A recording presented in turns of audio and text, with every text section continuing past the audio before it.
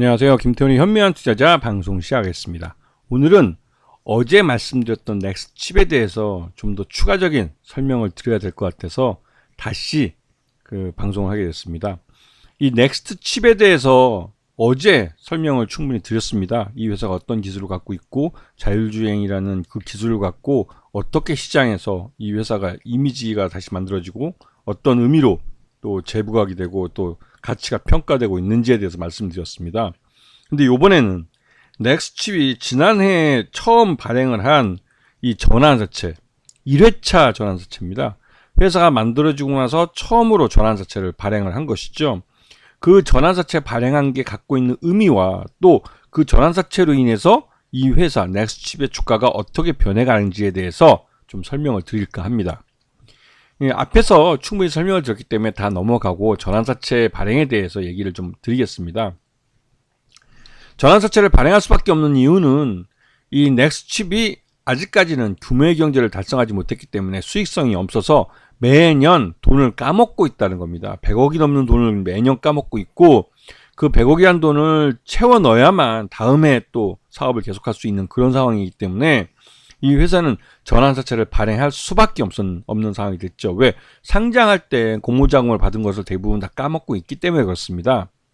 자, 그런데 이 최대주 NCN 쪽은 전환사채를 누구한테 인수시켜 줄까 해서 고민을 하는데 이 자칫하다가는 경영권이 넘어갈 수도 있기 때문에 특정한 어떤 한 투자자가 인수하는 게 아니라 복수의 투자자들이 인수하는 그런 구조를 더 희망했던 것이죠. 그래야 이 NCN이 최대주주로서 넥스칩에 대한 경영권을 안정적으로 가져갈 수 있기 때문에 그렇습니다. 그래서 300억이라는 비교적 큰 자금의 이 전환사채를 발행을 하면서 이 300억의 전환사채를 인수시키는 게 이 대신 신기술 투자조합에 인수를 시킨 거죠.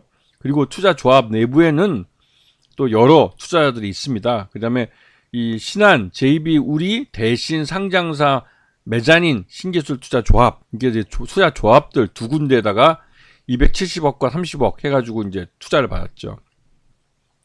이 대신 신기술 투자조합 이게 총 270억을 투자해 줬는데 이 13억 투자는 최대 투자가 대신증권이고 또 오이솔루션이라는 상장사가 있습니다. 그래서 대신 신기술 투자조합 제13호가 이게 마지막에 이제 이게 운영 기간이 끝나서 해산하게 되면 대신증권과 오이솔루션이 그 보유 지분에 맞게 이 내부에 있는 그 주식들을 가져갑니다. 남아있는. 그러니까 현금화해서 현금으로 배당으로 받아가지 못하고 아직 그 주식으로 남아있는 부분들은 각각의 회사들이 자기 계산으로 다 받아가게 됩니다. 그래서 그 넥스칩의 대신증권이나 오이솔루션이 주주사로 참여할 수도 있게 되는 상황이 벌어질 수도 있는 것이죠. 미래에 말이죠.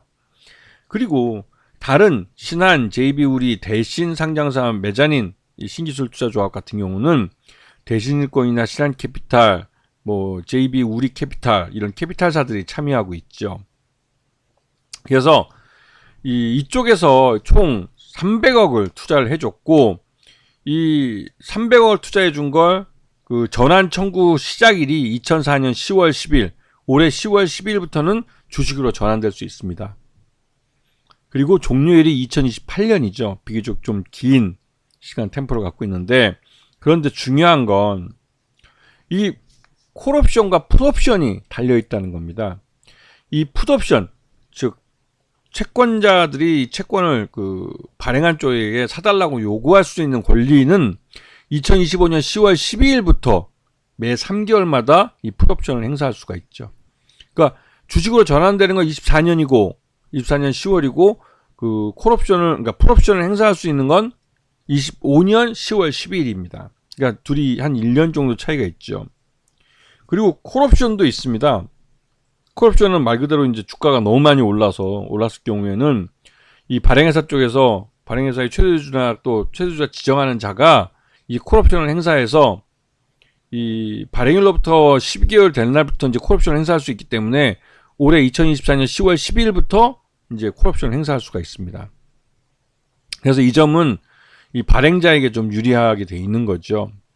그래서 가만 보시게 되면 이 회사 이제 전환 가격이 16,665원인데 이게 요번에 또 가격 조정을 해서 16,665원에서 12,499원으로 조정 그 전환 가격을 조정해 줬습니다. 그런데 이 조정해 준 가격이 이 전환사채에서 전환 가격을 가장 낮출 수 있는 가격까지 낮춘 겁니다. 더 이상 이 주가가 떨어져도 오히려 풋옵션을 행사할 위험성만 높아질 뿐이지 그러니까 이 주가를 더 낮춰봤자 채권자, 그러니까 전환사채 투자자에게도 별로 유리하지 않고 발행자에게도 뭐 유리하지 않은 상황이죠. 즉 이 말은 항상 전환사채를 발행하면 전환사채의 가격 조정의 제일 밑단 최저 조정 한도 가액, 이 가액까지 주가가 뭐 더 하락했다가 그 다음에 올라오는 경우가 많습니다.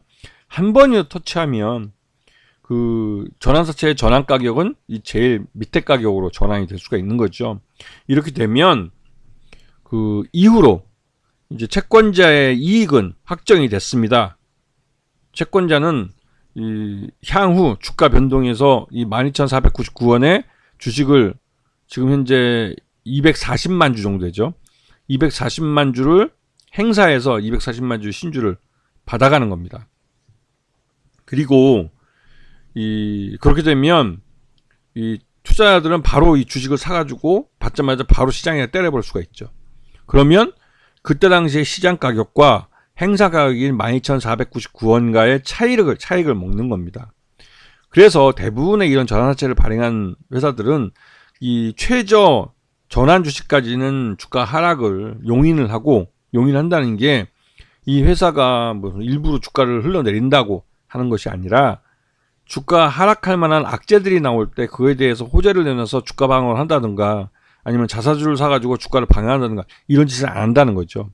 주가가 자연스럽게 흘러내리도록 놔둡니다. 그냥 놔둬서 이 채권자, 그러니까 전환사채 투자자들에게 충분한 이익을 줄 수 있는 그런 기회를 만들어주고 이후 최저 조정 한도 가액을 터치하거나 그보다 소폭 하락을 해서 주식 전환 가격이 이 최저 조정 한도 가액이 되면 그 이후로는 주가를 띄우기 위한 다양한 호재성 재료들을 내놓죠. 어저께도 잠깐 말씀드렸지만 넥스칩은 자신들이 만든 이런 그 자율주행 관련된 이 반도체 칩이 자동차뿐만 아니라 그 안드로이드 로봇에도 적용될 거라는 그런 뉴스를 내놨습니다. 그리고 아직까지는 이 안드로이드 로봇 회사와 뭐 협의를 하고 있는, 즉 확정되지도 않은 그런 뉴스를 시장에 내놓은 것이죠. 그럼 그만큼 주가를 끌어올리려고 노력하고 있다는 겁니다. 왜? 이 300억이나 되는 전환사채가 주식으로 전환되면 주당 가치는 많이 희석되겠지만 그래도 회사는 300억에 대한 부채를 떨어낼 수가 있습니다. 이게 이제 자본으로 전입되는 거죠. 채권이 주식이 되어버리니까요.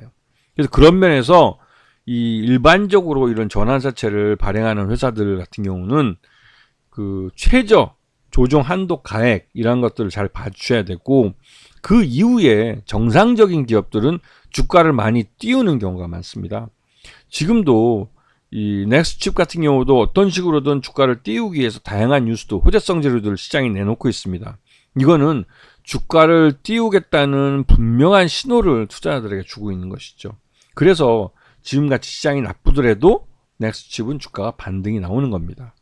이런 부분들을 잘 공부해 두시면 다음에 다른 회사들이 전환사채를 발행했을 때 그 비슷한 전략을 갖고 대응을 하시면 충분히 수익을 낼 수 있는 기회를 가질 수 있을 겁니다. 아시겠죠? 자, 오늘 방송 여기서 마치겠습니다. 감사합니다.